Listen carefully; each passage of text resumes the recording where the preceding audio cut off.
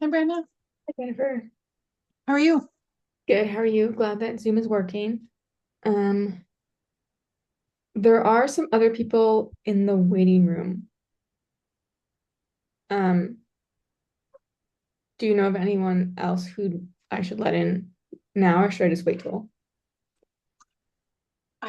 I mean, it's an open community meeting, right? I guess we can let in everybody, right?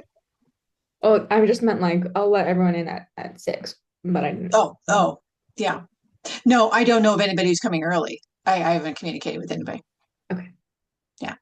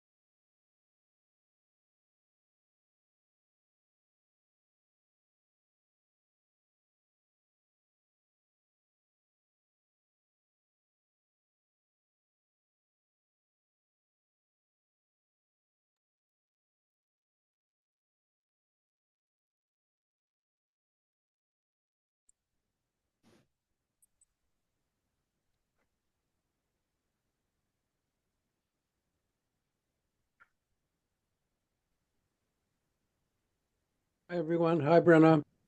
Hi, everyone. Just giving people a few minutes to join. Brenna, let me see if I can put my picture. I may have to leave before the end of this. If I just disappear, it's not in a huff. I'm glad this is being recorded. I may need to pick up on the last part of it, but so glad you're doing this. Yeah, thanks for being here.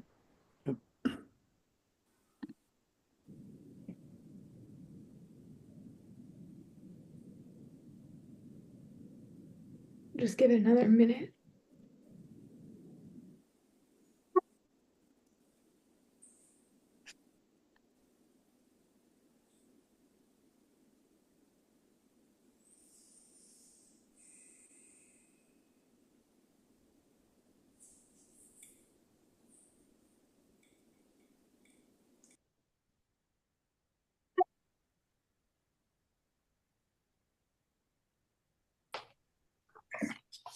No, plan to stay in the hotel because I think it's. Hey, I'm gonna hear you.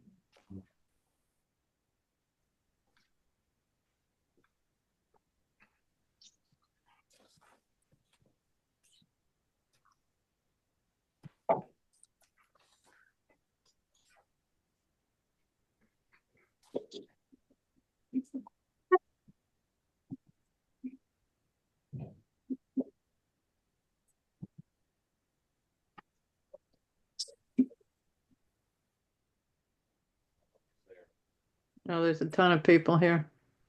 Great.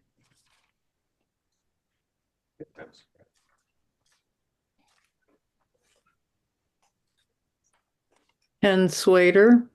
Sweeter, right? Hello. Oh, sorry. I think we're gonna go ahead and get started.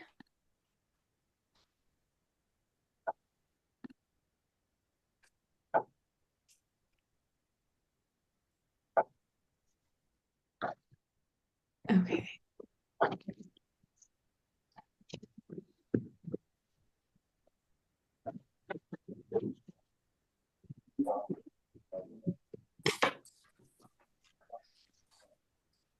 Okay, can everyone see my screen? Let's see if I can make this full screen.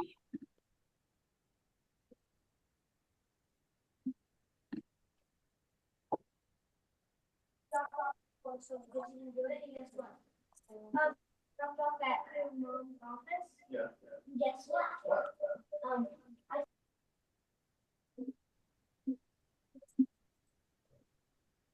Okay, so we're gonna go ahead and get started with tonight's presentation. Good evening, everyone. Thank you for joining us for this meeting on Chilmark's housing production plan. My name is Brenna, and I'm a community planner at Barrett Planning Group. And I'm joined by my colleague Tony, who will be assisting with our group activity today. This is the first community meeting of 3, and we will be discussing your vision and goals for housing in Chilmark.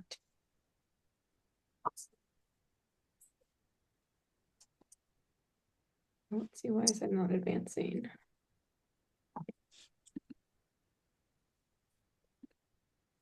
So to begin, we're going to review what a housing production plan is and some preliminary findings from reports already published about your town. We will then have a group activity to learn more from you and learn about what's working and what's not working in Chilmark's housing, and start to identify a community vision and goals before closing out. We are recording this meeting, so we can make it available afterward for anyone who wants to revisit it or who couldn't make it tonight. So we're asking that you hold your questions until the end of about 15 minutes for the presentation, and then we'll have time to ask and answer any questions you might have before we begin our group activity. We just want to make sure we can get through all the information first.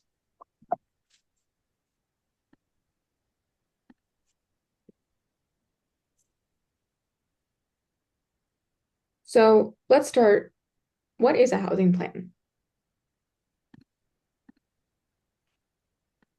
A housing production plan is one of the state's tools that helps us helps communities try to reach a goal of achieving a 10% minimum affordable year-round housing.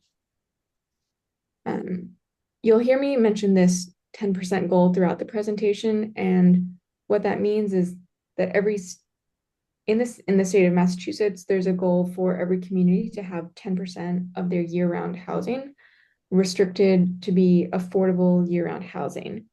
So through the process of developing a housing production plan, or an HPP, Can't hear us. a community can better understand what kinds of homes are needed, what are the barriers keeping those homes from being built, and what are the barriers from keeping the town from meeting the housing needs of its population. It also sets goals to increase diverse housing options like multifamily housing or group living like congregate housing. And so HPPs have a 5-year lifespan, and they're designed to help communities meet their housing goals and reach the 10% state goal, while also guiding development that aligns with your town's wants and needs.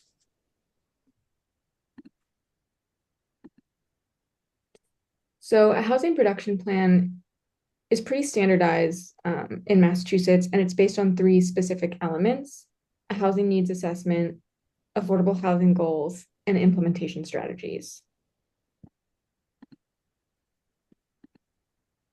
So a housing needs assessment portion of the plan includes different information about the town that the town reports to places like the census, and includes information that affects housing needs like demographics, what housing is currently available or in the pipeline to be developed, what do the land use regulations and zoning look like, and ultimately this section, after we've gathered all that information, it identifies what are the barriers to housing production, or what stands in the way of creating and building more diverse and affordable housing options in Chilmark. So then affordable housing goal sections requires specific numerical goals for annual housing production that would ultimately lead to meeting this 10% goal within 5 years. It also typically includes more qualitative goals, such as encouraging a variety of housing types or providing more attainable housing to low or moderate income homes. And these goals are focused on creating affordable housing for a variety of housing types, specifically for those earning about 80% of the area median income or less. And so in Dukes County, 80% of the area median income for a family of 2 would be a household earning $83,400. And for a family of 4, it would be a household earning $104,200. And so the third section looks at implementation strategies. And so there are 5 strategies outlined in HPP that are required by the state and are designed to help communities move towards that 10% goal. So communities need to think about what changes in zoning that they're willing to make in order to allow housing growth and more diverse housing options. They need to identify what areas in town a comprehensive permit would be encouraged, meaning what parts of Chilmark would you want to see development in, and what municipally owned land can be used for affordable housing, and how Chilmark can work regionally to meet housing needs.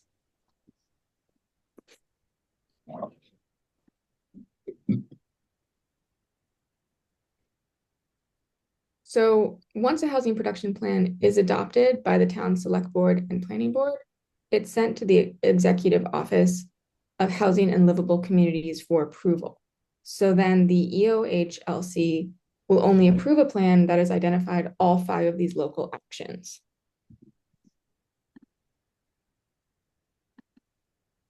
So next, we're going to look a little bit at an overview of Chilmark data and past plans that have already been done in housing recently.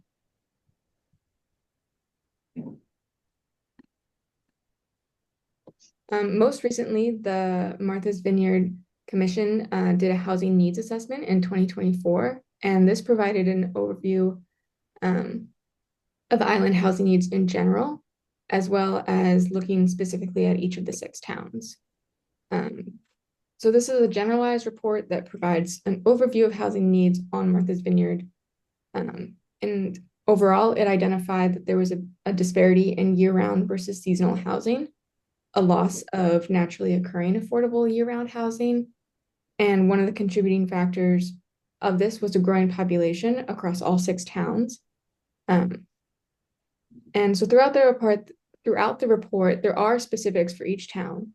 For Chilmark, one interesting thing to note is that Chilmark currently has the smallest affordability gap, which means that the gap between what the median sale price of a home and the price someone making the median income in Chilmark would be able to afford is a little bit under $600,000.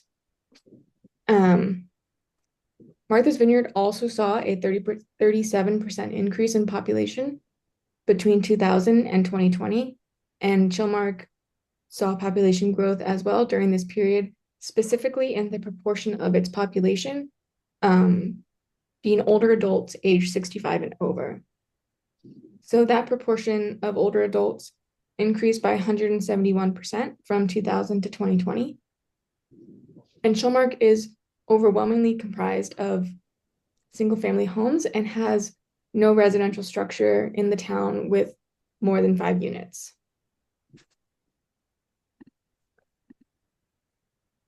So BPG, or Barrett Planning Group, which myself and Tony work for, we recently did a zoning analysis as well for the entire island of Martha's Vineyard. And a couple highlights of that are, like the housing needs assessment found, 98% of housing is single family in Chilmark, and there is no market rate multifamily housing allowed by right or special permit in any residential district in Chilmark. While ADUs are allowed by special permit, this isn't in compliance with the recently passed Affordable Homes Act. And Chilmark also limits the number of unrelated individuals who can live together in a dwelling to 6 people, which could potentially raise a fair housing concern. The town's zoning also limits the creation of housing types other than single family homes, like I mentioned. But the conversion of single family to 2-family homes is only allowed by special permit for structures older or built before 1973. Chilmark also has a zoning bylaw for youth lots, which allows individuals who are under 30 and have lived in Chilmark for at least 8 years to construct a home on a lot smaller than the minimum lot size required. But because of these requirements with age and the amount of time living on Chilmark, this does limit the number of people who could benefit from these types of housing. And so the town's last housing production plan from 2018 was not formally adopted by the town. So it's currently a draft. However, some of the findings in it are still quite relevant. And one of those is that about 40% of the year-round households in Chilmark have an income at or below 80% of the area median income. And of that group, 70% of those households are severely cost-behind, meaning that they spend more than 50% of their total income on housing. Wow. The report also projects a 17% population decline between 2010 and 2035, while the proportion of the population will continue to skew older, and a larger portion of Chilmark's population will be age 65 and over. It also calculated that the income needed to afford a median sales price single-family home in 2016 would be $270,000, while the median household income in Chilmark for 2016 was only $67,813, which is a little lower than today.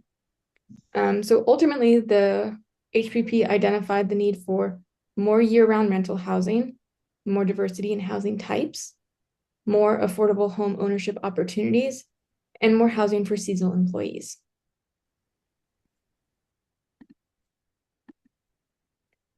So when we look at Chilmark's current subsidized housing inventory, these are the units that would count towards that 10% goal. Chilmark currently has no units listed on the SHI. And at the time of the last HPP, there were 3 units listed on the SHI, which put Chilmark at 0.7% towards the goal target. And so Chilmark's 1-year goal would be 3 units and 2-year goal would be 6 units. And the table shows all 6 towns' current SHI inventory. And it's interesting to note that Chilmark used to have 3 units, but the deed restriction that made those units affordable has since expired.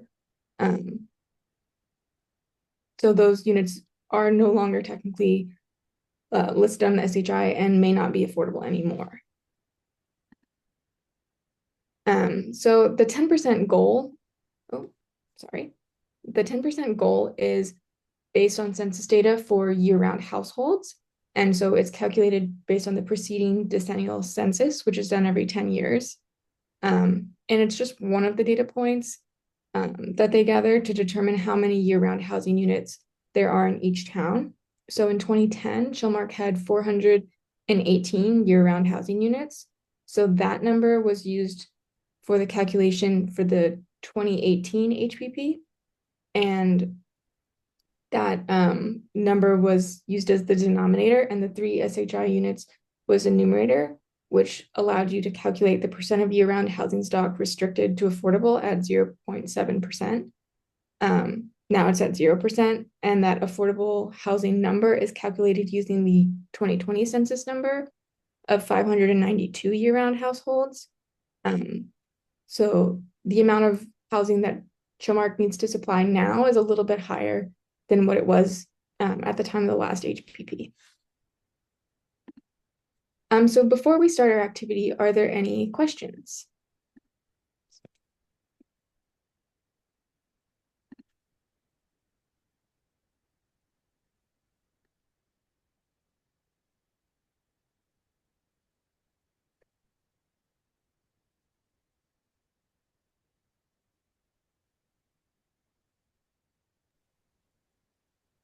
Brenna, Yes.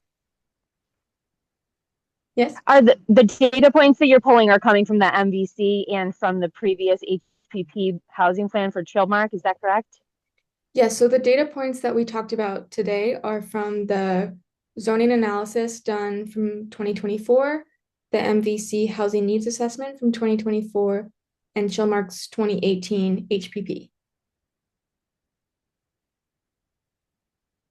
So there is a bit of a span in the years of data that are being presented. So the more recent report, HNA housing needs assessment done by the Martha's Vineyard Commission has different numbers from the old HPP because it's working from more updated data.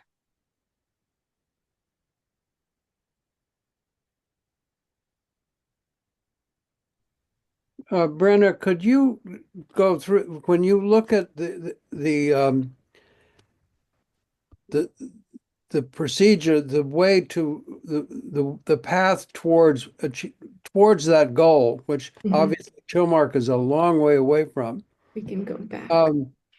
Where there is some credit given for the effort, isn't that correct? I mean,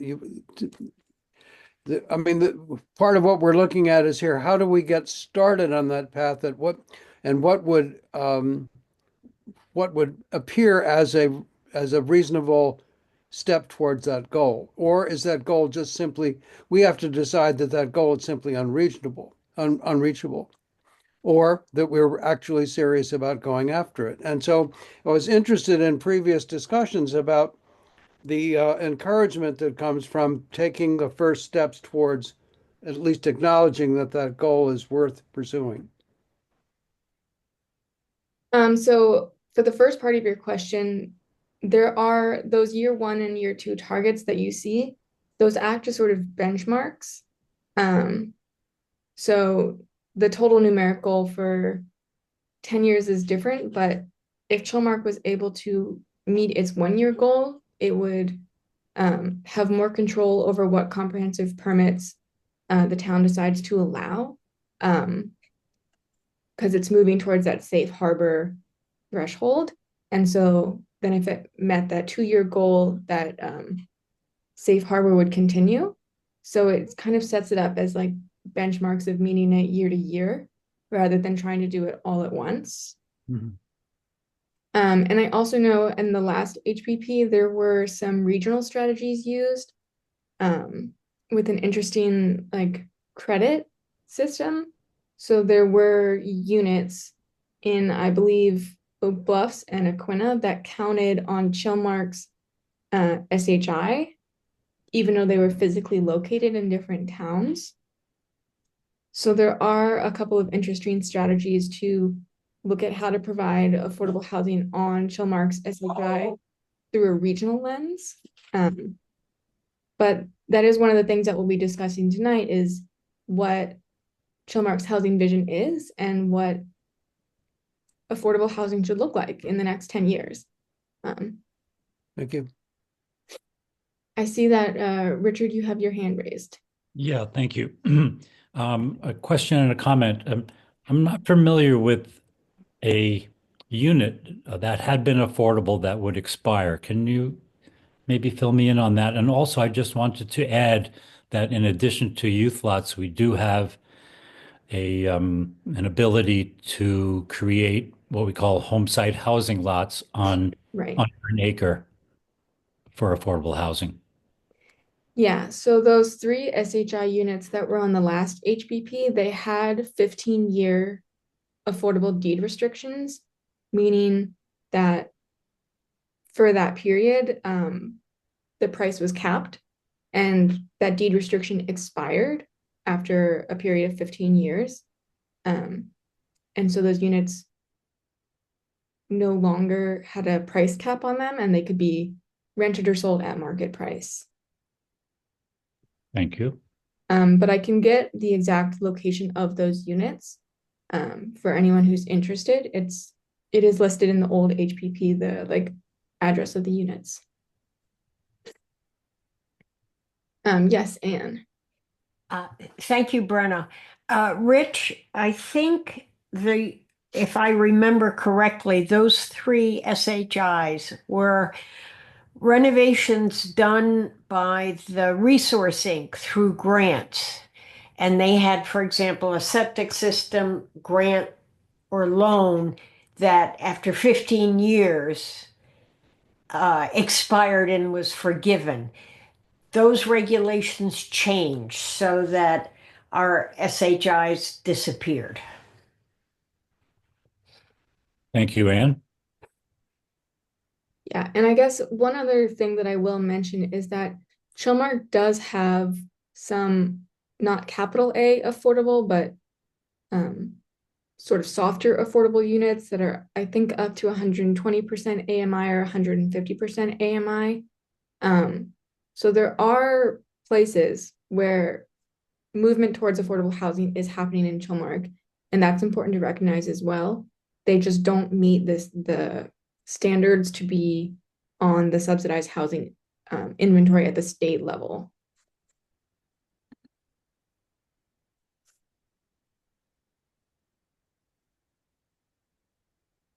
Any other questions? Yes, Jim. I think I've asked this before, but I just want to make sure I'm clear. An SHI unit strictly refers to ownership models, not to rentals, correct? I believe it can be renter as well. I believe it's renter and owner. And on the SHI, it delineates that as to whether the unit is an ownership or a rental. And if it was in rental, is there any kind of deed restriction or something that has to accompany it to guarantee its placement or its, consistency? Yes, but it's not always permanently restricted. Okay. So it could be that case of like a 15-year or a 20-year restriction. Okay, thank you. I see another hand raised. Yeah, I think I raised my hand here. Philippe Jordy from the Island Housing Trust.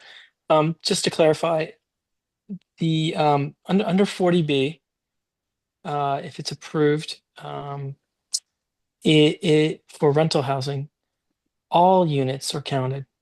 So not just the 80% and below, but all the units permitted are counted.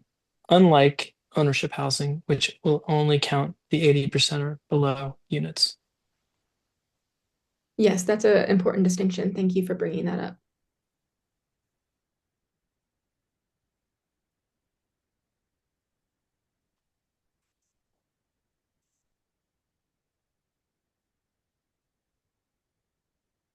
If there are no more questions, I will move us into our group activity. I just have a comment on what Jordy had mentioned. Jordy, if maybe you could say that one more time, because we have 6 units in town that are above 80% AMI offered on the market right now. Would we then be subject to be able to count those 6 units or not? Over to Midline. That's correct. So Midline was not a 40B. So I'm not sure unless somehow you could petition through the local initiative program. But under 40B, that is the case.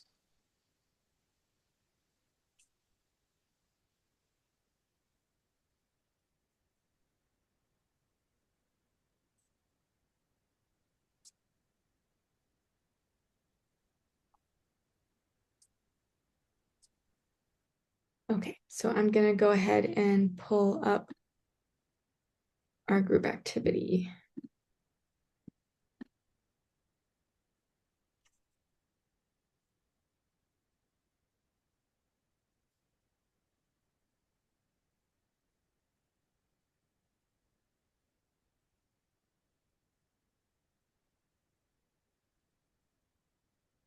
Is everyone able to see this screen?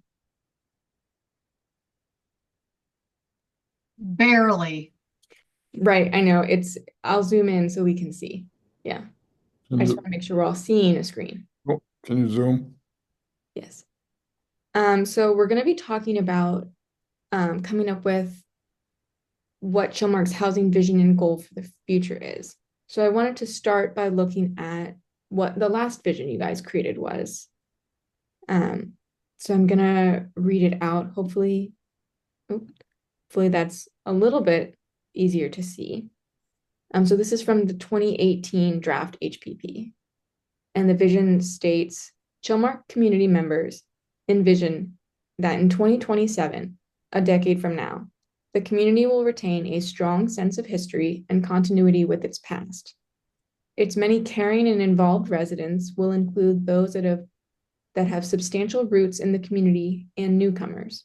Chilmark's residents will benefit from the diverse and innovative affordable housing options developed over the decade. Residents will continue to value the rural village character, lifestyle of Chilmark, and strong sense of community. New, small, well-integrated multifamily developments, which are designed to serve year-round residents, including young families, workers, and seniors, will help maintain and increase the diversity of the population in Chilmark. The town will consider varied and innovative affordable housing options for both rental and ownership to address the need. New housing options could be close to town center, Beetlebum Corner, or in rural areas surrounded by open space and working farms. New buildings, clusters, and compounds, converted and enlarged older homes and barns to multifamily buildings, and new accessory apartment housing will be considered as part of the solution to provide year-round apartments or homes at modest prices. Zoning updates will be a key factor to encourage these broader housing options for the community and will accommodate residents of all ages, including older adults wishing to downsize. The town will continue to foster housing development on town-owned land. acquire developable lots for housing, and actively foster the creation of more diverse housing options through tax incentives, zoning updates, and partnerships with organizations such as the Martha's Vineyard Land Bank. In addition to housing that is permanently restricted to income-eligible year-round residents, the town will continue to support the provision of middle-income housing in Chilmark. As well, the town will consider participation in island-wide developments in more cost-effective locations elsewhere.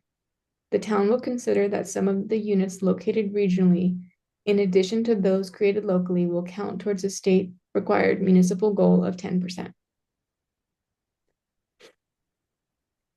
So this was written in 2017, drafted in 2018. And so I think it's important for us to look back at what's already been done and see if those sentiments and this vision still resonates with people today. Yes, Jim.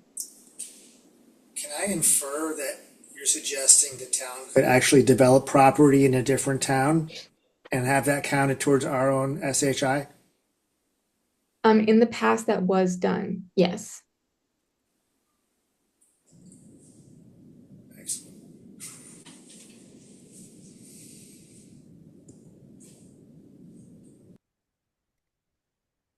So I guess I want to start us off with what is working well. What helps us create affordable housing?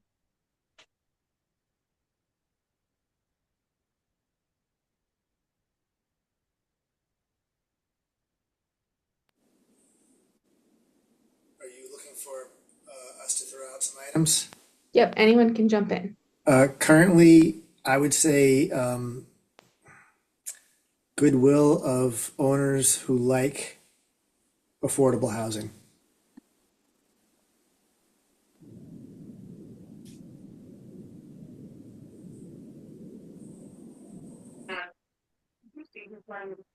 Okay.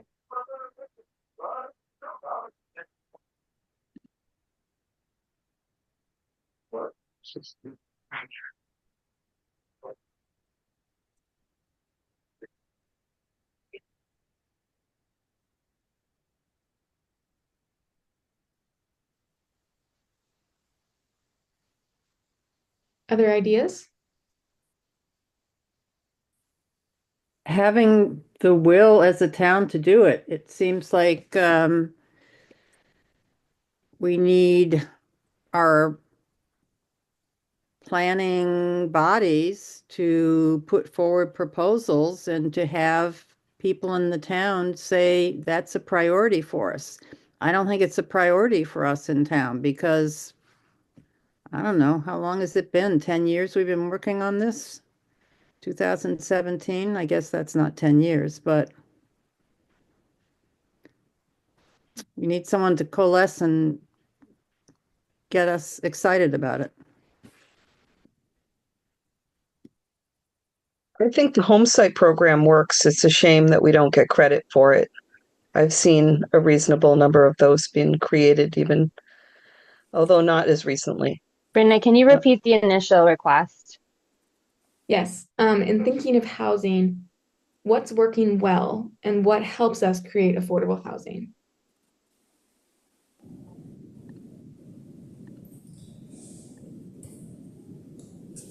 Very little is working well.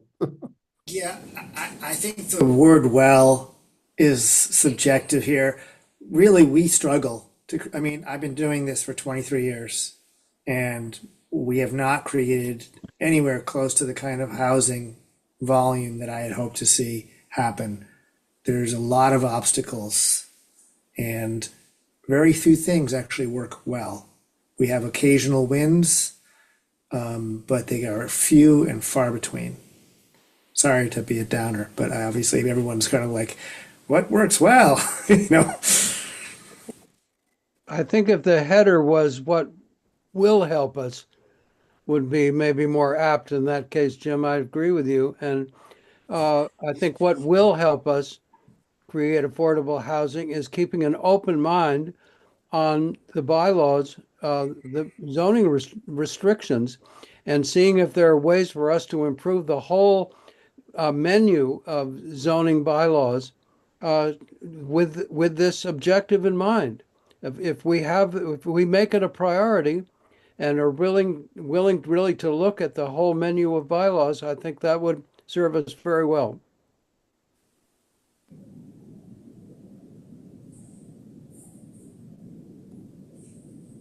I would like to add what I think is going well. I think that the home ownership opportunities that have been afforded in our town have been very successful.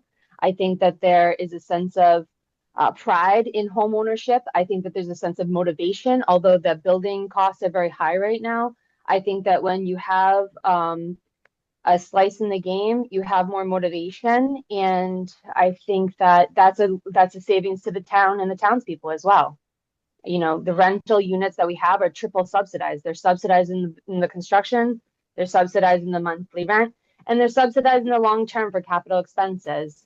When you are relinquishing the land to the people at a 99-year lease, you're affording them the opportunity to build within their means and to utilize the property without a huge expense to the town.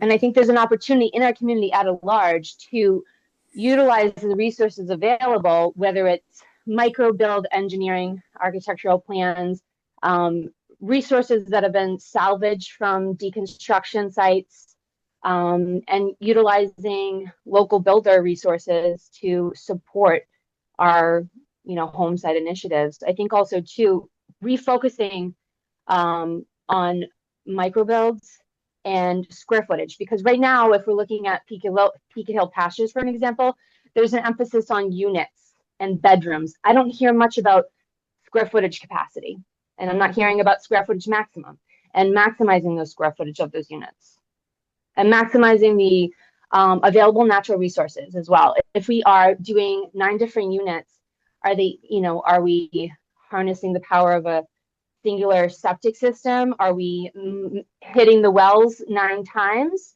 or are we utilizing our resources very strategically? I'd like to point out that we passed a warrant article 2 years ago, creating affordable apartments at Peaked Hill, and as far as I know, there's no RFP yet on it, and that's pretty depressing.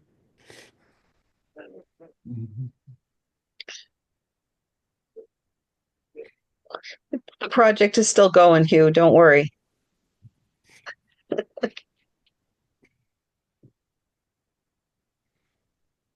So let's also look at what maybe is not working as well. I know people have touched on this a little bit. Oh, yes, Nettie. Hi. Yeah, I was going to say maybe we could save some time and jump to what's not working, because I think that that's our major hiccup in this town, is that we just get stalled so much in affordable housing. I mean, the Peaked Hill Pasture project has just been, let's admit it, it's like dead in the water for how many years now? It's really frustrating. And our zoning prevents so many affordable things from happening. And not only that, there is no urgency in this town to do affordable housing. There's a lot of goodwill, and maybe it's surface goodwill, but like there's no urgency. And we are just hemorrhaging people out of this town. And we need to feel the urgency. And I think that people aren't feeling it. And there's a lot of people that are comfortable in their homes and maybe just have, I want to do it, I want to feel right, but they don't really maybe know what's exactly happening. But I don't know how to broadcast the urgency to people, but it's urgent. And when you look at the numbers for Chilmark, I mean, that's pretty embarrassing, people. We're not doing a good job. I mean, I know we're trying and we're working. I mean, but we are also stopping ourselves. We're like walking right into the wall. So unless we make some changes, we're not going to meet our goals. I mean, that was from 2017, 2018, and those sound like great plans, and we still haven't done them yet. So what's stopping us? Can we maybe talk about, for those of us who are not familiar with, what has stopped us over the past Hugh, you said 2 years, but it feels like it's been much longer than that with peaked pastures that we've been working on it. But what have we been doing, and what do we town people need to do to help make it happen? I mean, I want to make it happen. I have no idea what to do. Donate to the housing trust. Pardon me? I said donate to the housing trust because we're short some funds to make Peaked Hill happen. So In this town, we're short funds. it's true. It's very expensive to build a housing complex. Well, I think that goes hand in hand, juxtaposition to our recent investment in the EMS fire. I think that there's some hesitancy to reduce our bond rating and to take on extra real estate taxes and to do a Proposition 2.5 tax increase. So that's the reality. Is if you want to leverage the capacity of a loan, $5 million, $7 million, whatever it's going to take to get it done, it's going to come at a cost to the taxpayer, either in time, donation, or tax levy. I think one thing that's really important to note is if you are a townsperson and you are in town, if you are a landowner, maybe you're land wealthy, there are new allowances for home site developments in town to slice off less than an acre as long as you meet the setbacks to propose an affordable housing site. So that could be something, as a town person, you could be empowered to subdivide a piece of your parcel off towards a home site. Somebody in town, like a farmer or a fisherman, might be able to be a direct recipient.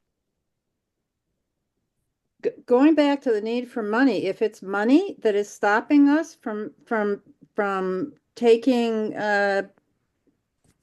pastures forward, why don't we do a Prop 2.5 at town meeting? I mean, I think people would pass that in this town. Well, but we haven't had anything come before us. There's a warrant article that's instrumental coming up at town meeting that, if passed, would allow us to do the 10 units that the town has voted for. So that was one of the hurdles, was the fact that we couldn't do the project as designed under the current zoning. But that is on the warrant, so we are making progress there. Hopefully everyone will vote for it, and then we can move forward. That's one of the hurdles. I'd like to say something. I think that whoever said it earlier, I don't actually think that people in town feel the urgency, because I don't think they realize that it is urgent. And secondly, I think people are afraid of what it will mean for the town if we start building affordable housing. What will it look like? What will it mean for the character? I think people in this town everywhere are resistant to change, and this starting at zero is a big change. And I think people are like, well, maybe, but I don't know. I'm just gonna, Joan, do we know that about this town? Have we had anything come before town meeting where we voted down wanting to put money or something else? I don't know. I mean, sorry. I don't think you can measure this at town meeting. I think and I'm not saying I'm close to the pulse of the town, but I think people are very, very hesitant to change what they think is the look and feel of the town. And they don't know what affordable housing means for that. So it's like, meh, it's not urgent, or if it is urgent, I don't understand it. And I think one thing that's not understood, and maybe this is important, is so we don't get our 10%. So what does that mean? Does that mean we don't get state money? And then the question, does anyone in town care whether we get state money? I mean, I don't know. Does it mean that a developer can come in under 40B if we're lagging and put something into the town that no one wants? Maybe, but it's pretty hard for someone to come in with a 40B in Chilmark. It's very expensive. No, It would mean that if there was a comprehensive permit from 40B and you're not at the 10% goal, there's limited things that the town could do if they didn't want the project. It would likely be allowed to go ahead anyway. Right. they would. And get referred to the MVC, which is, and no doubt it would get referred to the MVC. So it's not a shoo-in.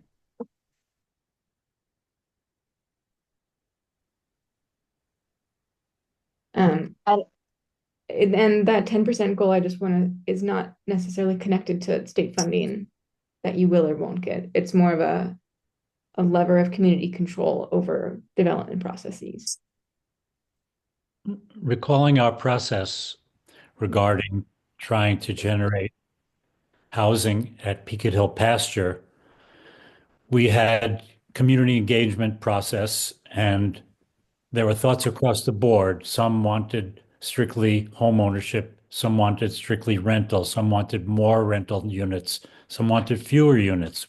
We kind of came to a compromise and came up with 4 home ownership sites and 10 apartments. And, you know, realizing now that the cost of building these apartments seems to be the barrier, hearing Alice and Cameron Parry speak and Nettie Kent speak, they've been pushing for home sites. And looking back, if we had just done home sites, perhaps there'd be people in them by now. But I don't know if that resolves the problem, having, let's say, 6 families there. It's something, but we were trying to do a balance, create a balance of needs, of different incomes.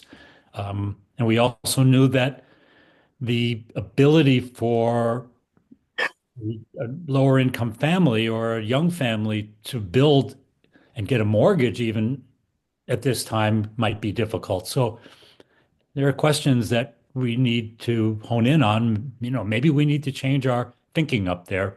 I'm not sure. But we were always told by housing advocates that the best bang for our buck in town is to enable rental housing that will be in perpetuity and benefit the town, hopefully, for a long time. But I know there are benefits and detriments, so we need help. But we don't even know the cost of the rental housing because there's never been a proposal. We know it's high. That's true. But at the risk of getting thrown off of this, let me just ask again, has anything been brought to town meeting to let the town say, yes, we like this, or no, we don't like this? I mean, isn't that the process? The process was for the town to create an RFP, a request for proposals to build the affordable rental housing units. And we don't have a response to that. And since the rental process and the homeownership process is in one subdivision, it's all one process. And there's no, I suppose if the select board decided that there were no response to an RFP, they might estimate what it would cost and ask the townspeople if they'd be willing to spend another $10 million to build such a thing. Maybe it would be less, maybe more, maybe there would be community funds coming from elsewhere that would contribute to it, but it would have to come from the select board. The select board decides money spending. They are the entity that makes those decisions and as to whether it gets brought to the townspeople. So you put out an RFP for the rental housing and you didn't get any responses? Because the RFP was impossible to respond to. There was no RFP. I just want to correct everybody. There was a request for information released, and we received one response. and it wasn't very positive in that the response was that they weren't able to do it immediately and they wanted to talk about the design because they thought they might be able to come up with something better, and that's where it stopped. And I think that there were the backing of changing the bylaw started to happen at that point because then the rental units could be brought up to 10, as I recall. And that's where it's sitting right now. I'm currently trying to get it back up and running because I do have a grant that the town that I applied for and received for infrastructure at Peaked Hill Pastures, and I would like to use it before it expires. But I do have there's a 3-year window. So I'm hoping to get things back on track for that. I'm just gonna jump in. I don't know if I'm muted. Am I muted? This is an We Eddie. can hear you. I've been a loud voice for home site lots forever, and I wanted all home site lots up at Peaked Hill, which is a very unpopular opinion. But if we had voted for that, there would be homes up there now because people would have had to build them themselves. And yes, it's challenging, right? But if you want it, you can make it. Like if you call in favors from friends, like we're vineyarders, we make things happen. And the rentals really stopped that project because we managed to get home site lots on less than an acre, right? So you can do a home site lot on a quarter acre, half an acre. The rentals need what, an acre and a half each? I mean, that's absurd. That took up all the space there.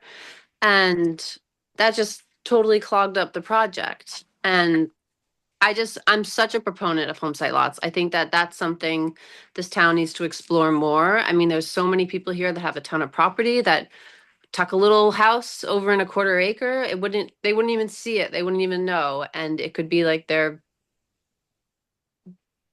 it could just do so much good because rentals, it's transient when you're a renter. But if you're a homeowner, you give to this town, you stay in this town, your kids stay in this town.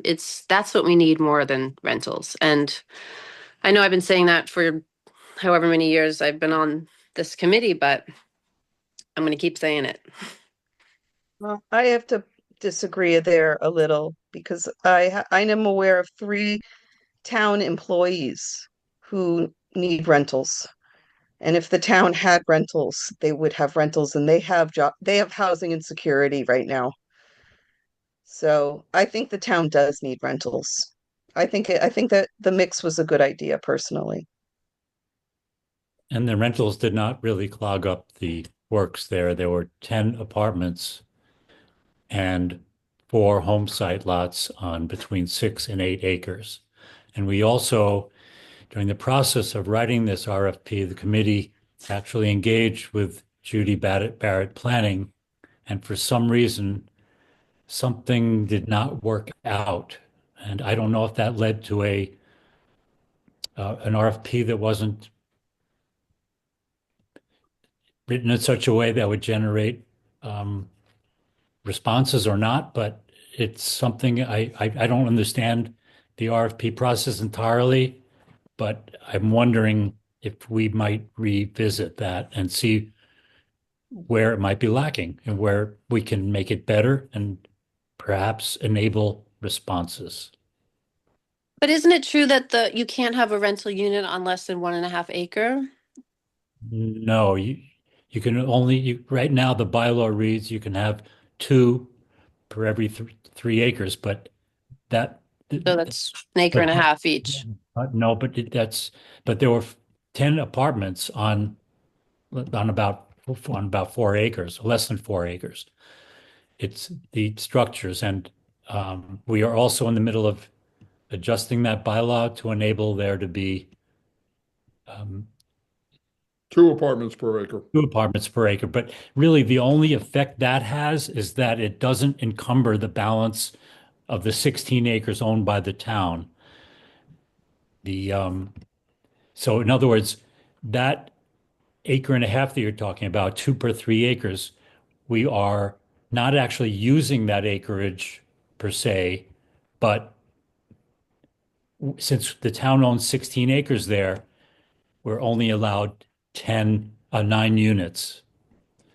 And I don't know if that makes sense to you, but That makes sense. yeah, so that's why we're trying to make it so that, I mean, the issue became, wow, that encumbers the balance of the land there of the town building other than a shed in the future. So that's why the planning board is pursuing changing that bylaw to enable there to be 2 apartments per acre. And that would unencumber the balance of the land, but still there's the cost of the rental unit construction and the infrastructure there that is the issue. Ultimately, to me, is the issue. Joan, I see that you have your hand up.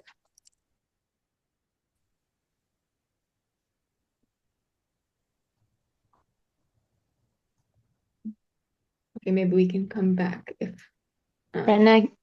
And while we're waiting on Joan, I'd like to add something. I think that we've done a good job at making micro changes to our zoning to allow a less than an acre home site opportunity. I think that we've done a good job allowing conversions on a pre-existing, maybe barn to apartment opportunity. We have the guest house allowances now turning into ADUs. But what we haven't done a good job about is creating a consistent message to our townspeople and creating a message of urgency to our townspeople. I think that's one area in which we are lacking, I think, in the housing area in general. And then additionally, I was going to say one more thing, but now it's escaping me.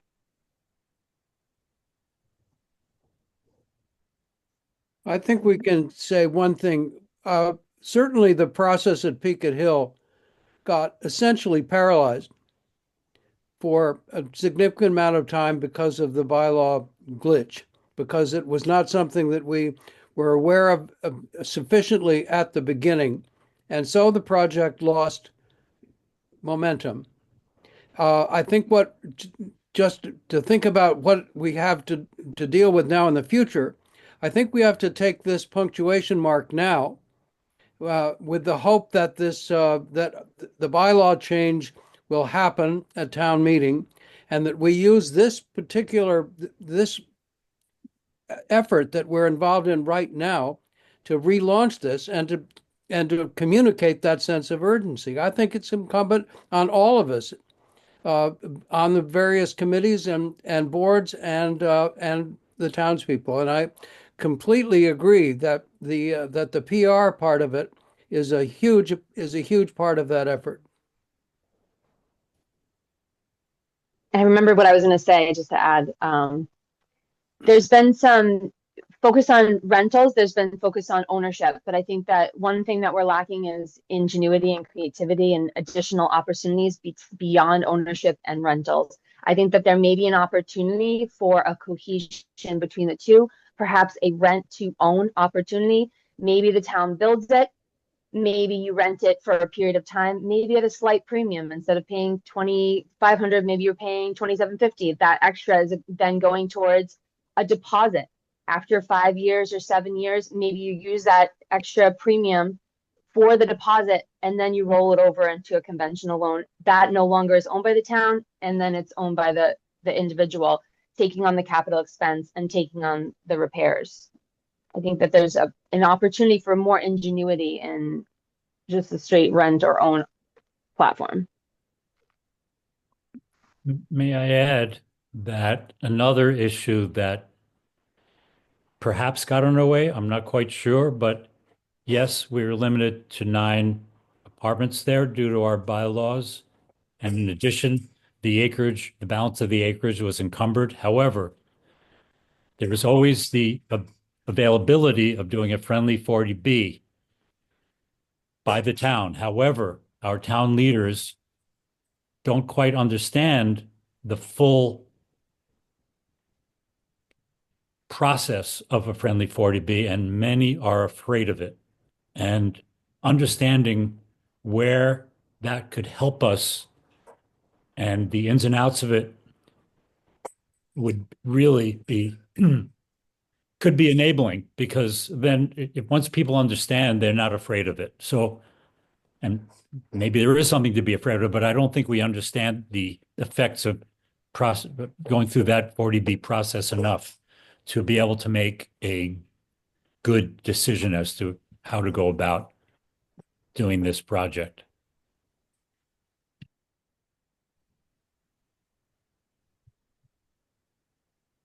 So I do just want to be aware of timing, and I wanted us to look at the next part, which is more forward focused.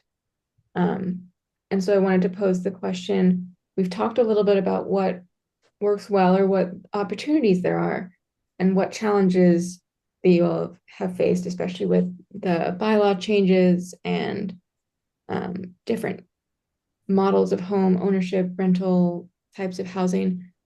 So what would it look like for housing to be at its best in Chilmark? And I don't want us to get stuck just on thinking about challenges.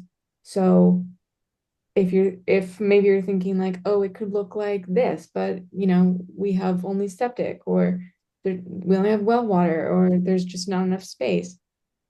Let's imagine that all of those barriers could be worked out and met in some way. After that, what does housing look like in Chilmark? Utilizing space better. We have a lot of housing that isn't used for a lot of times during the year. It would be nice to see more houses used year round in Chilmark.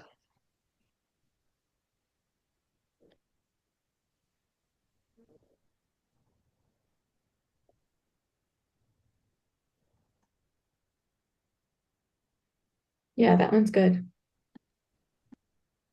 We also do have some programs that we're hoping to get. The Housing Committee has sponsored that we're hoping will increase housing this year. One of which is, well, first of all, we do have a rental assistance program, but I wouldn't call that one of the things that's working. So we have a new program that has expanded that to a higher AMI, and it's going to utilize the Lease to Locals program. I don't know if you've heard of that, but it's a group called Placemate, and they have a very good marketing tool. So the hope is that they produce a very good marketing tool for the town to be able to use going forward. So that is hope, and that would look like rentals in spaces that are currently not used for year round, but are converted to year round.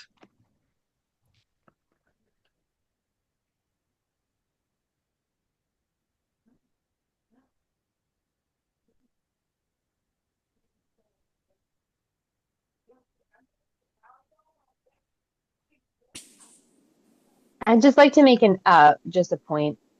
I Mhm. guess this is a little off topic, but something that keeps coming to mind. I think that the data is not as detailed as it could be. We're looking at county-wide data, and I think that I think that we need more in-town, direct, community-based data. I don't know who it is they're getting these numbers from, but the county as a whole, it would be nice to have some more one-to-one input from the people that are currently on our wait lists for housing opportunities, rental opportunities, having more insight and data and understanding from them as a catalyst to moving forward. Because as we sit here on this board, maybe 95% of us or 90% of us are housing secure.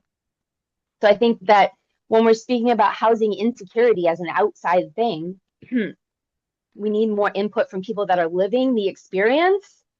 Guess what? They're not here. They moved off. They're in New Bedford. They're in Maine. They moved away. They're not here. They're not on the Zoom because they're busy working to pay for the house that they can't afford. So I question the data continually. I question the county-wide data. I'd like to see more specific Chilmark data. I'd like to see more first-hand input from our community. People that are in need from housing in our community.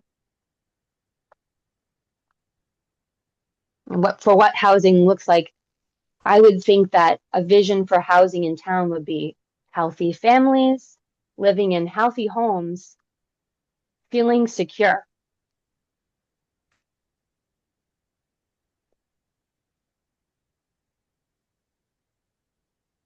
Yeah, thank you for that.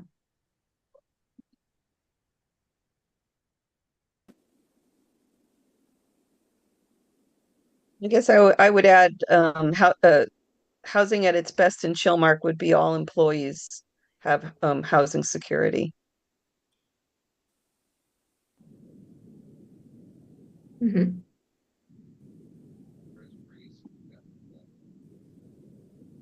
I would say housing for young people. We're a town of pretty old people.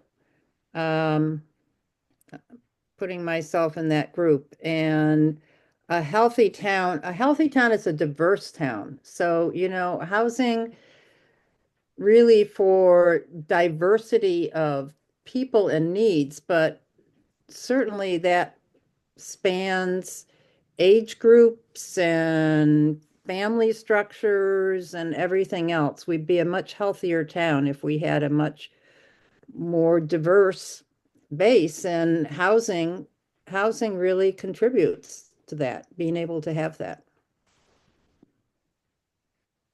I just want to circle back to what Allison was saying about getting like kind of like the numbers, an updated kind of numbers in this town of needs and all that. The Chilmark Library right now is doing a survey of their 5-year plan. And it's really easy to, it's just an email, do the survey, and can't we do something like that? I mean, I don't know if the town can send out, I mean, I get town emails all the time. I mean, if there's like a quick email, like a housing needs kind of assessment email survey, and what you would like to see, and it could be anonymous even, so people could like, let out their NIMBYs and we could like hear it all, and hopefully there'd be a lot of positivity too, and we could really hear from people what's going on, maybe. I don't know if that'd be a possibility. To piggyback on that, if data from that could be used to inspire some of the urgency we were talking about earlier, if there was a way to share like narratives or stories or something that could help with that push, that might be a space to gather that. Mm-hmm. I think a good housing in Chilmark would include having a housing bank that supports town-specific projects like ADUs by right, subsidizes year-round rentals, encourages small pocket neighborhoods, things like that.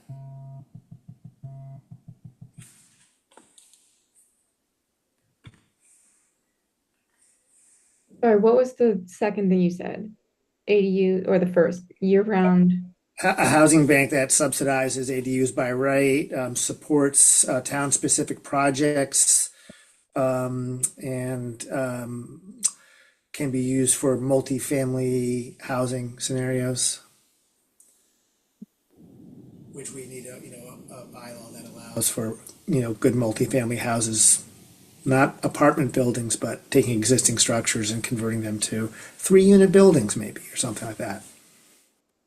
Could I just add that the planning board is looking at the possibility of having special permit ADUs that exceed the state mandated protected use size that would be limited to year-round housing for family or affordable, similar to the accessory apartments that they have now, but they would be large enough that a family could start there.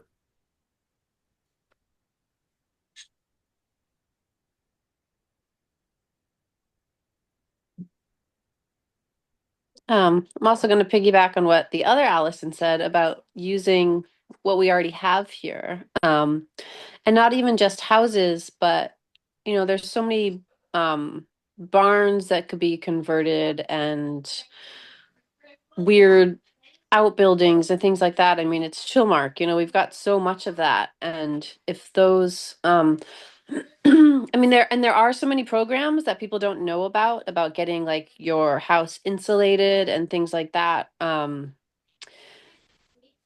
I think there's a lot of resources out there that people don't know about, that we could promote more. And maybe, there's buildings out there that are already built and standing, and they're not, they're not insulated because they're just like summer shacks, that kind of a thing. But maybe those could be converted into year-round housing.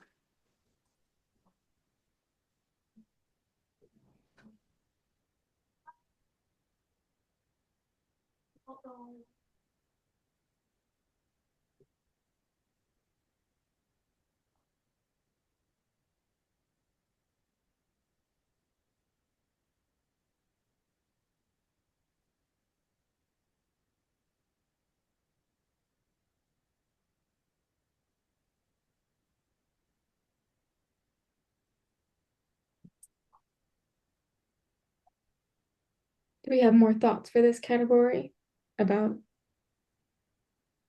when we're thinking about this, it could also look like when we think about what housing is at its best, it also includes who lives here, what kind of jobs are here, what things are there to do, all of those things that are sort of adjacent to housing. But if everyone had a stable and secure house, what else would be possible?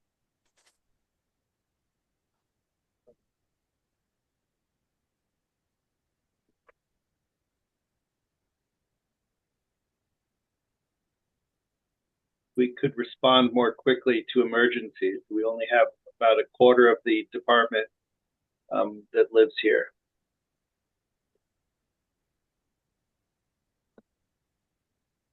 I think that we could, as a community, strive to be more self-sufficient. If we had, the people in town raising animals and nurturing the land and producing food and harvesting and fishing, and be able to also have people in town to buy the food and buy the fish and afford the food, like a circular continuity of self-sufficiency within.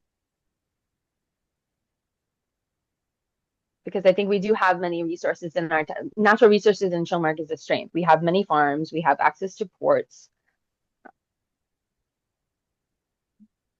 And that's a strength to our community.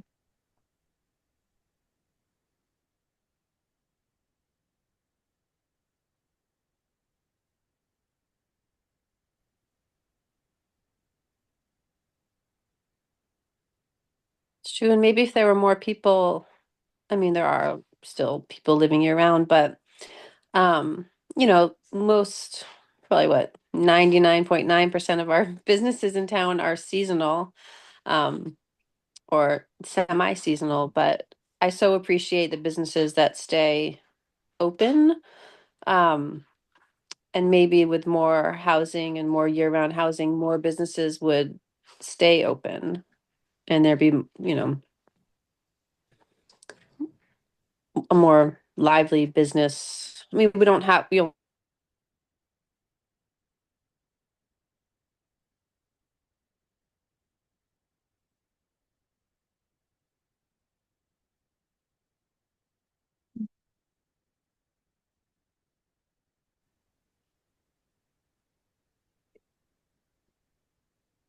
I'm sorry, I think I froze.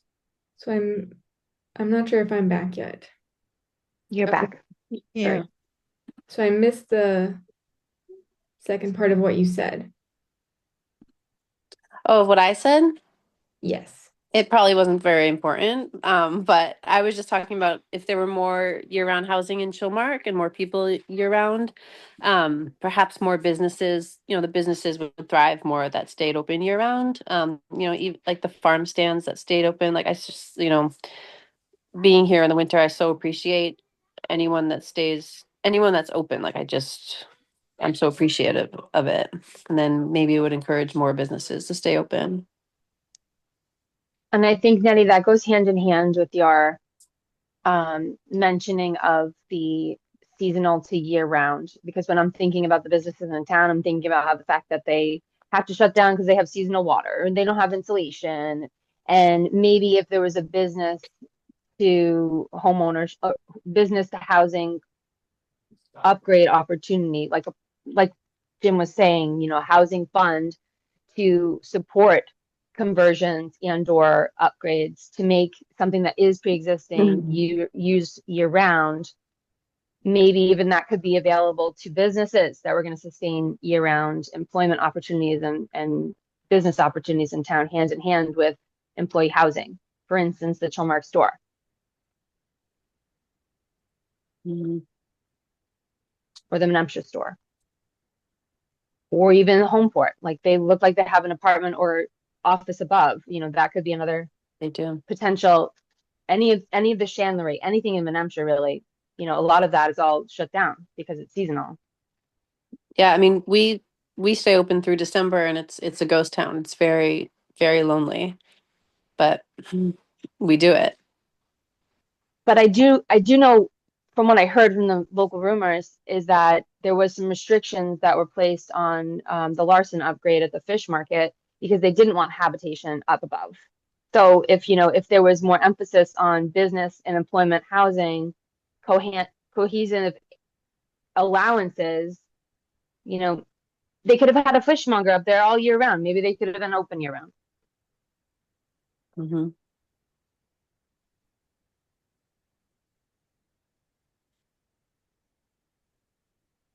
So I do want to ask, with these great visioning ideas in mind, how might we get there? And I just want to remind you again what that looked like at the last HPP. You guys came up with some goals that I think sort of mirror what we've heard tonight. And this document, you can find it on our social pinpoint website, which I'll provide the link to. So if anyone wants to go back and read these. So the goals were to provide more creative housing options, like small multifamily developments, more household types, such as young families, workers, and seniors, ability to downsize, and having the opportunity to have newcomers to the community, staying in line with community character and smart growth so that housing development is well located and designed and scaled within the community. Resources and capacity was another goal, with developing town-owned lands, seeking resources to acquire more land, zoning changes, tax incentives, strategic partnerships, and then meeting those numerical goals. So that's on the way to that 10% overall goal. So I think you all have actually touched on every single one of these goals, which is very interesting to see that these things continue to be important. And even though things might not look like how it looked in 2017, we still see some similar ideas. And so with that in mind, are those goals that you came up with in 2017 still the goals you should be reaching for? Are there different goals you all want to aspire to?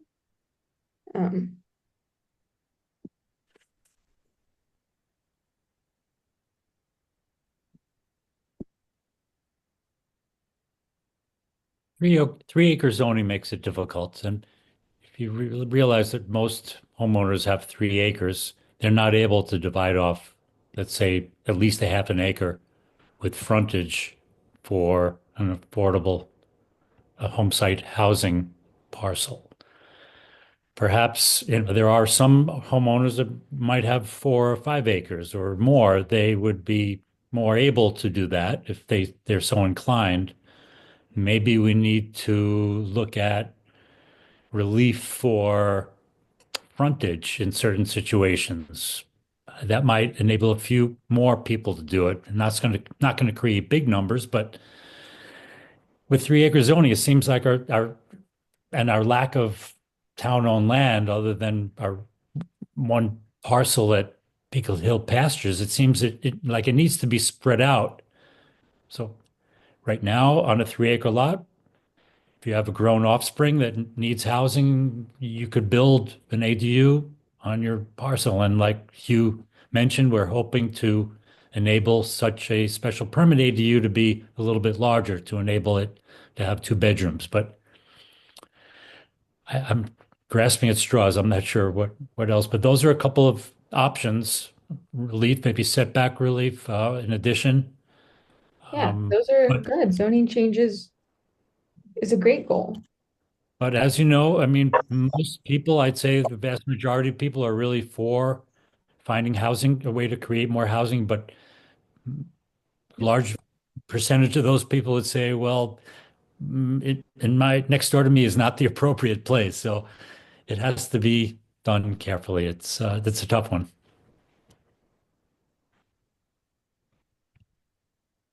I So think we need more outreach for the yeah, townspeople, for residents.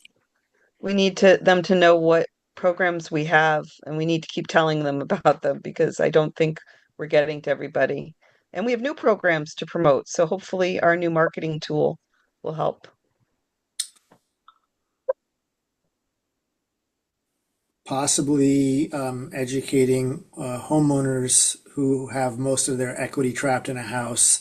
They could build an ADU and use that as a tool for income, or move into it and rent their now too large house to families that need more space.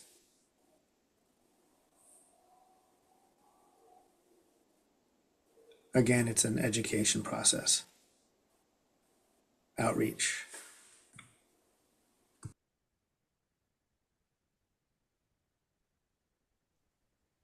And I think, Jim, to that point, there may be people in our town that don't have the capital, don't have the wherewithal, don't have the skill.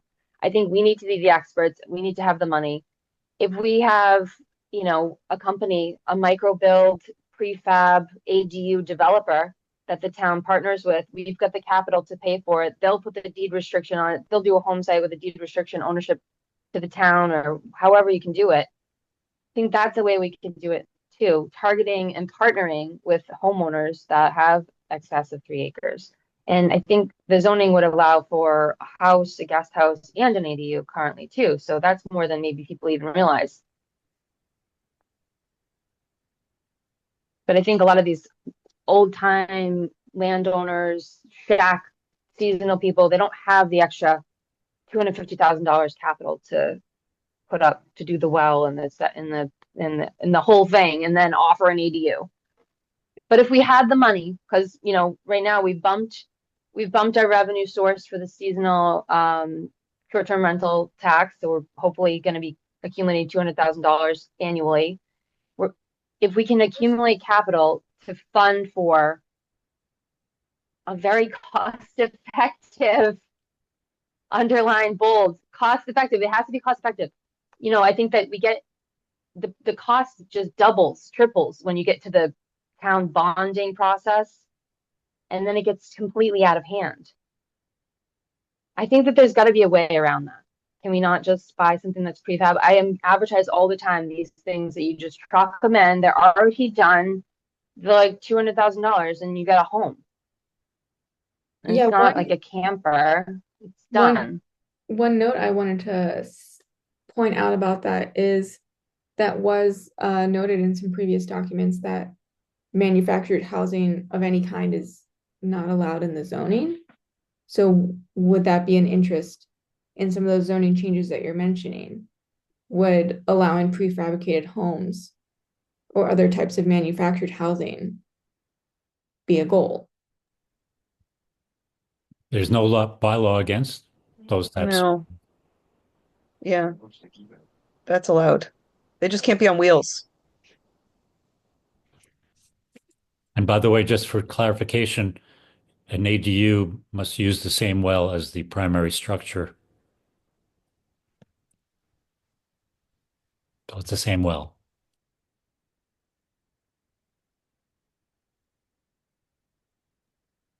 What did you say, Rich? Same. We're currently, whether it used to be a guest house, now with the new law or their ADUs, they're required to use the same well No, Rich, may I correct you? Yes. They don't have to necessarily use the same well. It can be the same. It'd be up to the subject designer. I'm pretty sure about that, but Okay. Sorry, my phone cut off when we were talking about pre-development manufactured. I believe that people are bringing in prefab homes. I don't know if it's permittable or not, but there are prefab homes being built in our house, in our town. It is allowed. Okay. I think the only restriction is that it can't be on wheels. It can't be a mobile home per se. I think if Adam was here, he could define that better for us, but it's very specific about the foundation. Okay, thank you for the clarification.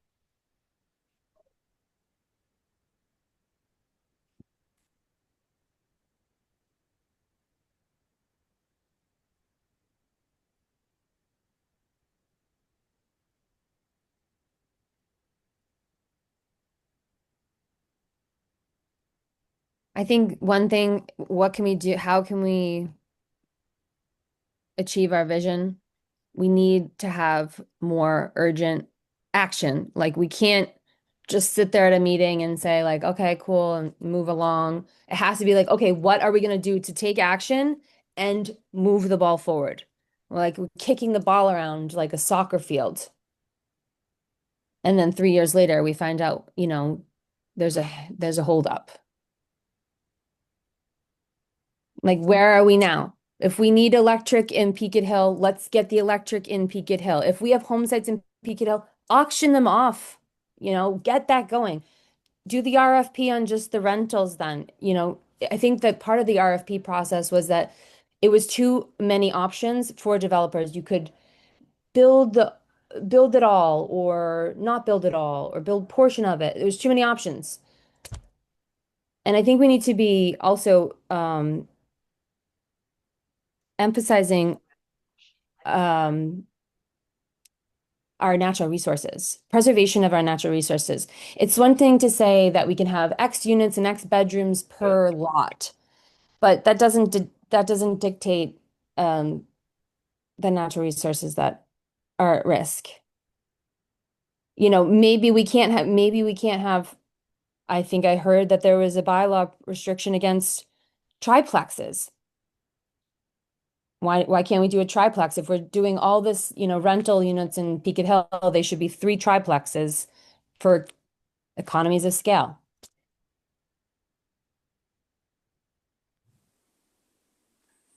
And instead of doing, fancy with the cape and the covered porch it should be 3 units on top, square, condensed, maximizing the impact while mitigating the natural resource impact.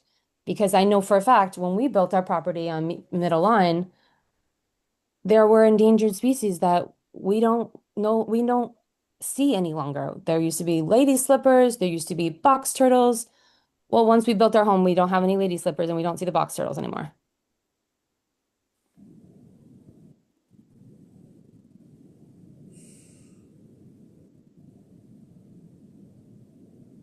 Seems to me that hearing these questions about the request for information or request for proposals, seems to me we need professional evaluation of as it's written.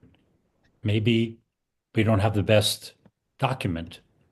That would be really helpful to know that we actually have a document that will generate the most possible replies to it.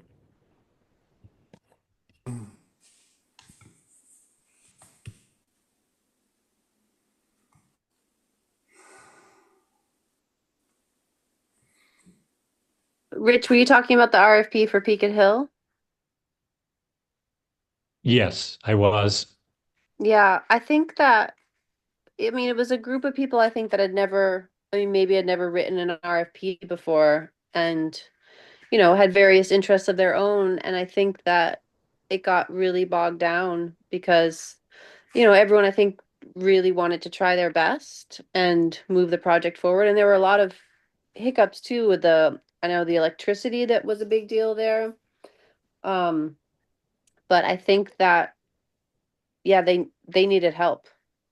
They need someone who had already done the process before to really lead that process. And maybe not like a community member because we saw what happened. I completely agree with you. I mean, I was on that committee and I didn't feel equipped to do it. That's why we tried to engage Barrett Planning to do it with us, and something fell apart, and I'm not quite sure what it was.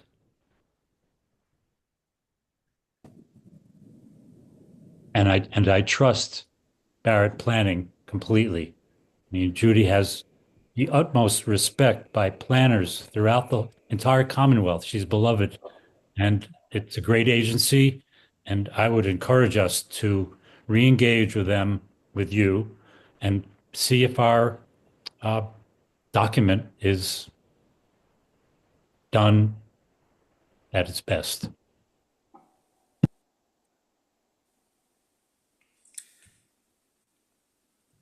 That sounds like a goal. I would also like to just say that people need to be more comfortable with change. We need to educate people about all the change that's going on, regardless, so that we can make changes that are the kind of changes that we know the town needs to have. People are always afraid of the possibility that if you allow for something, 25 people are going to come from off island to take advantage of that something, right? There's a lot of misinformation that becomes interwoven into scenarios. And I think it's really important that when we take a narrative about something, we're very clear about what can and can't happen so that people don't panic or be swayed by misinformation. Mhm.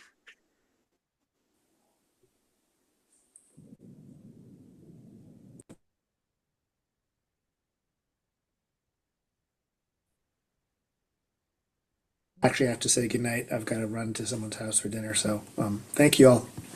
Bye, Jim.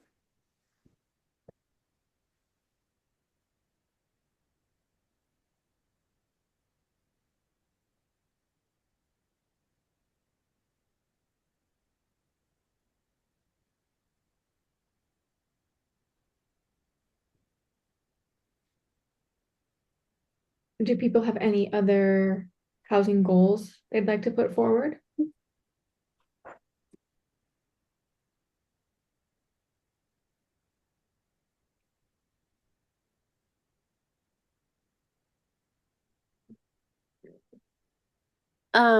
Sorry, I feel like I'm talking a lot, but in that document from 2017, 2018, it had said working with the land bank. And I would be curious to explore that. I mean, we have a lot of land bank land, and I think the land bank is pretty resistant to putting any houses on their land. But I know that in their charter, it does say that they work with affordable housing. So I would like to see them. They've bought properties that then have allowed for other development on the property and also rehab of buildings that were on their properties for use. They've got people living on some of their properties. But just their employees, right? No. No. Hmm. I also wonder. It works with towns to, purchase stuff together.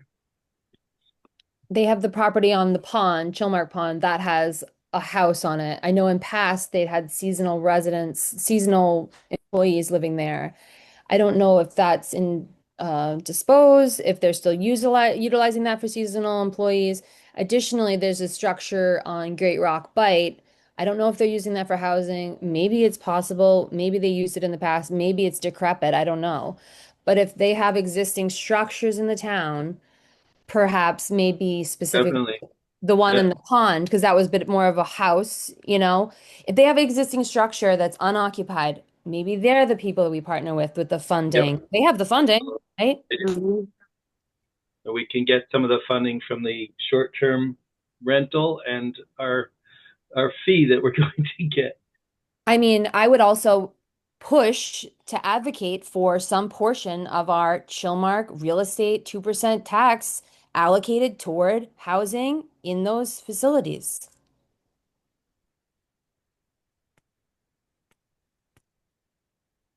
They're saving the money to buy land, but maybe they could also, I don't know, maybe there's a creative partnership to upgrade the existing structures that are there on the property to create more housing. And I think the housing goals, what I'm hearing from the people in the meeting and from the town and the meetings I've gone to, there's two goals. It sounds like there's a goal to substantiate and satisfy the numbers that the state is requesting for under 80% AMI for the short term or for the housing numbers as to avoid 40B. And then there's another vision to house people. Those are two visions. I don't know that they are one and the same. To a certain extent, I think the project on Peaked Hill is too small to be very interesting to a developer, just not enough return and expensive. So there probably is more of a need for us as a community to say this is what we want and we have to do it.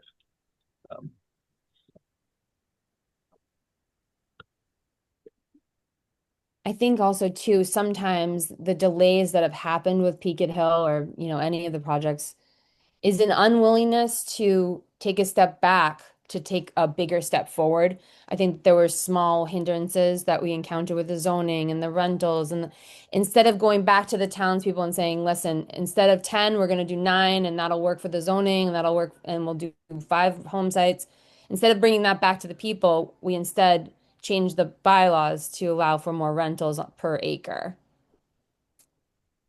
The plan was written for 9. I mean, it was written for 10, but the RFP basically said it could be 9. So it didn't really stop it. It just kind of limited it by one unit unless we changed the bylaw.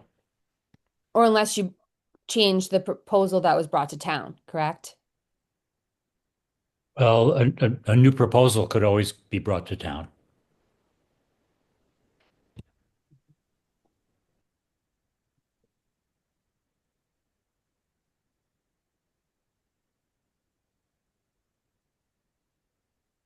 Maybe we should bring a new proposal to town.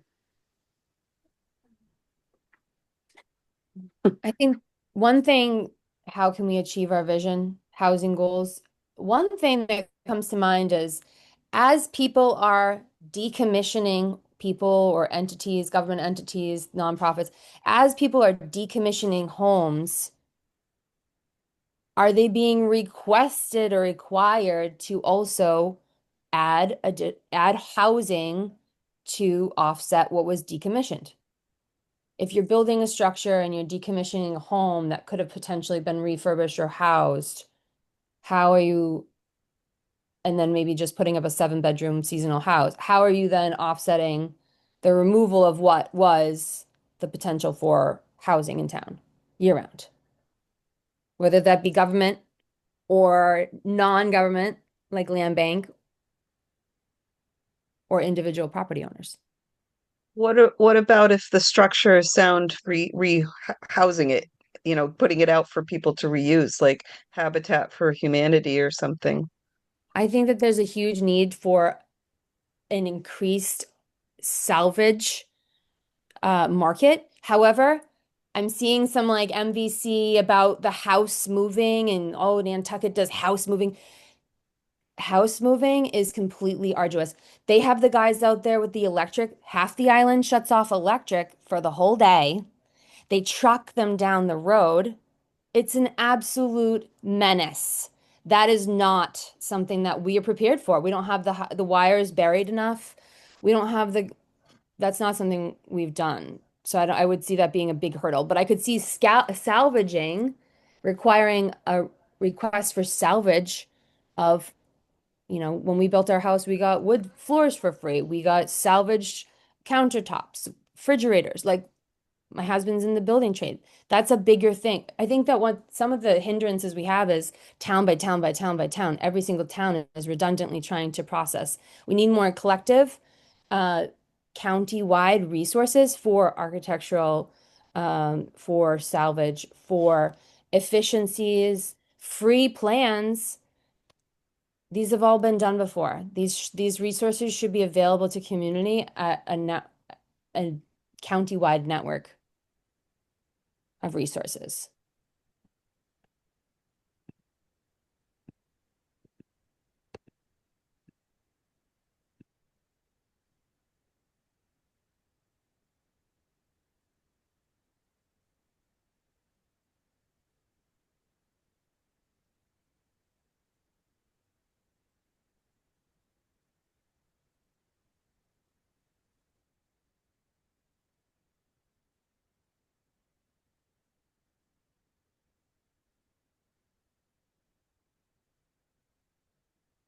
Also, I wanted to see if maybe somebody's more aware.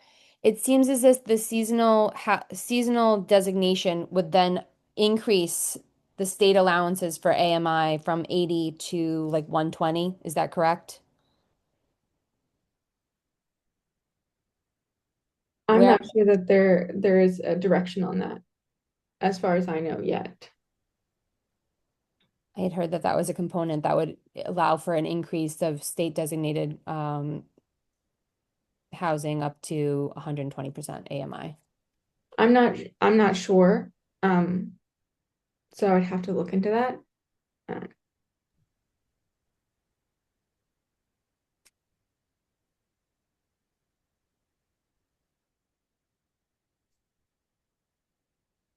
I think if we have a community of retirees and we're looking to substantiate those numbers for the state, we should be looking to our retirees that are in town that are housing insecure, that need to have housing.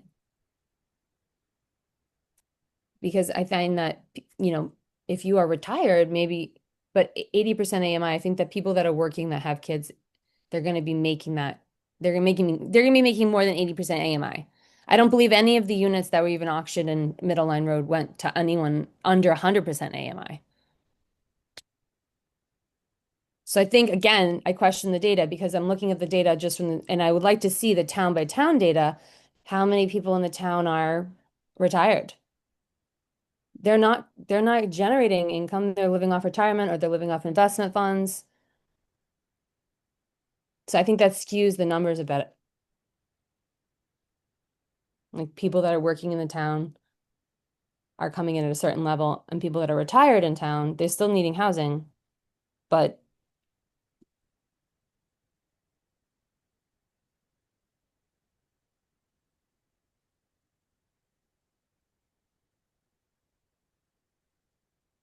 like I wonder who is in our town that is making up this under 80% number. I was told the fishermen typically fall below 80% AMI. I'm trying to remember who told me that, but maybe it was in a discussion that I was having with other housing people. But all the rentals, at Middle Line Road are renting at below 80% AMI.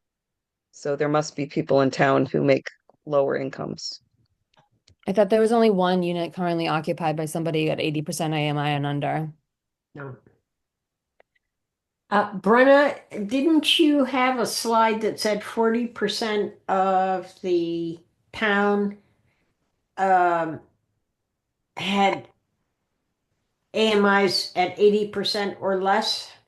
Was it 40 or 30%? It was 40%, and that was based 40%. on That's huge. on the 2024 Yeah. MBC Commission report. Yeah, that's huge. Are those people housing secure? No, 70% of that 40% were severely cost burdened, meaning they spend 50% of their income or more on housing costs.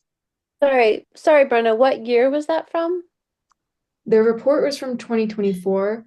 The data itself, I believe, was from the ACS from 2021. I'm sorry, I cut out for a second. Should I repeat that? Sorry, I cut out. Yeah, but sorry.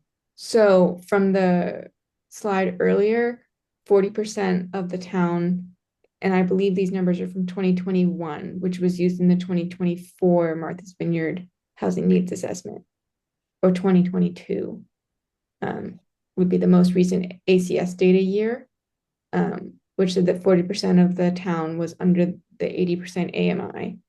And of those 40% of households, 70% of those, I think it was like 125 or so households, were severely cost burdened. So more than 30% of their income being allocated to housing, is that what you're saying? 50% of their income would More be than allocated to 50% or more. 50% or more than 50%? 50% or more. Okay. That's just what the severely cost burdened is 50% or more. Cost burdened is 30% or more. Where were these numbers generated from? Was this from the census or a survey? Where did they come Those from? numbers came from the census, from the American Community Survey. This is Adam Turner of the MVC. We came from the census, came from a lot of different places, but we checked it. It's very accurate. Yeah. We took us almost a year to do it. Yeah. And that report But we is used a available. number of different sources. We started with the census, but Yeah. we updated for some of the things from the American Community Survey and the Donahue Institute. We used some building permits. We used a lot of different stuff. Mhm. And do those data points indicate, maybe a self-reporting of housing insecurity? Because I'm thinking that Well, if we have a lot of retirees, if they have a lot of, they may still be housing secure, but yet housing burdened, because that's a majority of their income because they may be retired. yeah, I guess you'd have to look at the whole thing, but we also looked at, and we haven't heard much about it, is like teachers and other things um, that have to be housed.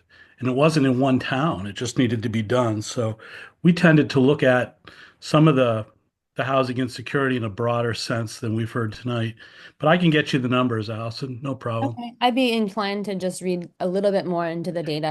The report I think it helps inform. the report is on the website. But if you Mhm. have specific questions, call myself or Laura Silver. Okay. We'll be glad to look at it. And that's on the housing page because I'm on It there. is. It is. It's on the housing page. If you have trouble, my email is turner@mvcommission.org, Okay. and I'll get you the link. Thanks. No problem.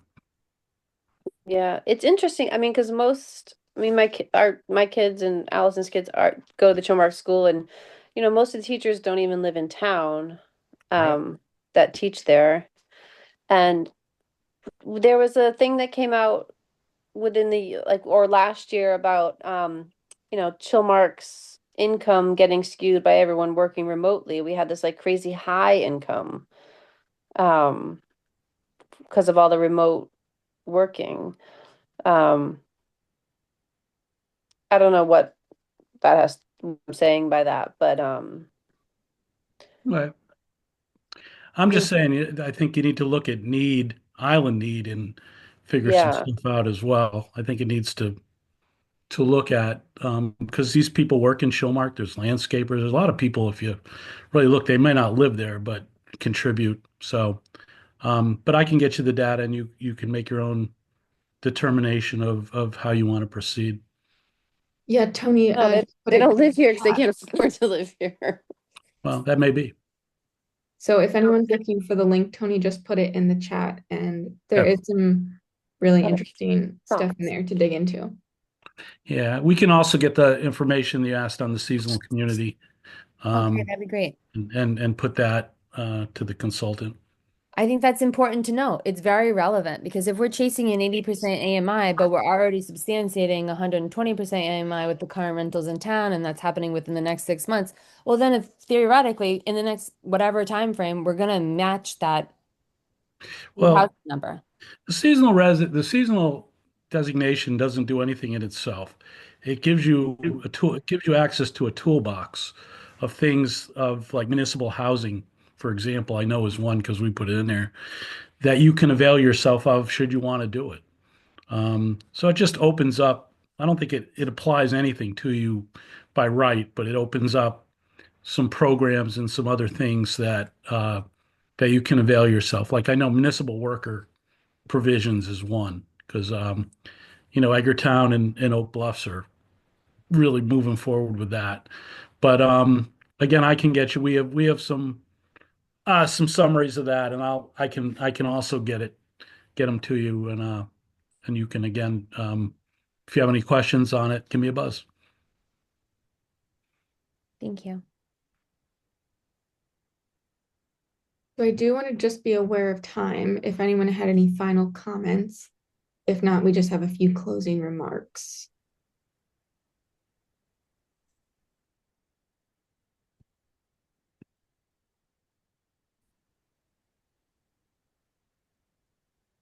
Mhm.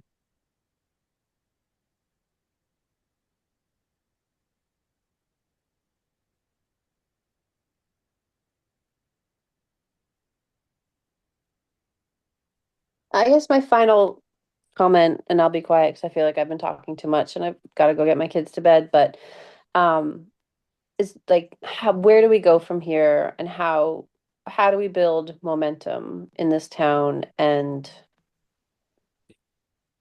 how do we get things done?